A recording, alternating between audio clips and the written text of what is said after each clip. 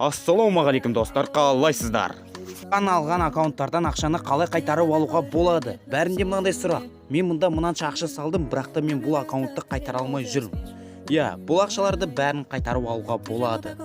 Видео басталмай тұрып, маған тіркеліп кетіңіздерші, пожалуйста. Ал мен сіздерге донаттың ақшасын қалай қайтаруға болатынын түсіндіремін. Ең бірінші бізге Play Market немесе App Store керек. Ең бірінші Free Fire таңдап, ең астына түсіп, осы функцияға басасыздар. Запросить возврат средстваны басасыздар.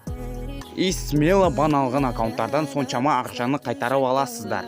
Және де сол бан алған аккаунттан қанша ақша салдың, соны білуге болады. Мысалы, мен 500 мың ақша салдым. Ал сіз қанша мың ақша салдыңыз? ID-ларыңызды комментке жазып кетіңіздер. Кімде көп лайк болады, соған мен 100 алмас салып жіберемін. От фундука. Фундук сила деп жазып жіберіңіздер. Сау болыңыздар достар. Сау салама.